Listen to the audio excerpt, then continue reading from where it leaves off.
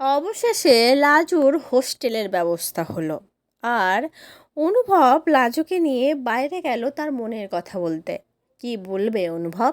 পুরোটা জানতে ভিডিওতে লাইক দিয়ে চ্যানেলটা সাবস্ক্রাইব করে দেখতে থাকুন। কোণে দেখা হলো সিরিয়ালের আগামী পর্বে আমরা দেখতে পাবো লাজুর হোস্টেলের রুমের ব্যবস্থা হয়ে যায়। মানে লাজু তো শহরে চলে আসে সুদেবকে না নিয়েই, মানে সুদেব আসতে চায়নি লাজুর সাথে শহরে, তাই সে নিজেই চলে আসে তার শ্বশুর বাড়ি ছেড়ে। কিন্তু সে তো অনুভবের বাড়িতে গিয়ে উঠবে না, কারণ এক প্রস্তুত ঝামেলা হয়ে গেছে লাজুর অনুভবের বাড়িতে থাকা নিয়ে। সেই জন্য লাজু হোস্টেলের খোঁজ করতে থাকে, মানে তার কলেজেই হোস্টেল পাওয়া যাবে কি না সেটা দেখতে থাকে। আর একটা সময় গিয়ে পেয়েও যায় সেটা। তো লাজুর হোস্টেলে রুম ব্যবস্থা হয়ে যাওয়ার পর ম্যাডাম লাজু আর লাজুর গার্জেন অনুভবকে ডেকে সবটা জানিয়ে বলে।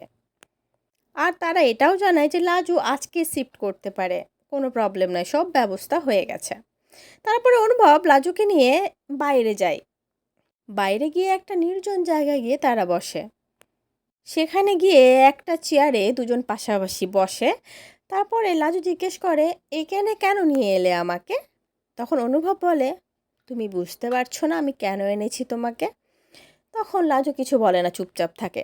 লাজু কিছুটা হয়তো বুঝতে পারছে। তারপরে অনুভব লাজুকে বলে, আমি তোমাকে একটা কথা বলতাম, রাখবে আমার কথাটা?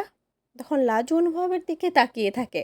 লাজুর চোখ যেন বলতে থাকে যে, খিটকেল, তোমার সব কথাই আমি রাখবো, বলে ফেলো না একবার।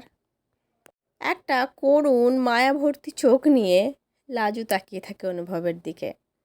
তো বন্ধুরা, কি মনে হচ্ছে, অনুভব কি অবশেষে তার মনের কথাটা বলেই দেবে লাজুকে? কি বলবে বলে মনে হচ্ছে?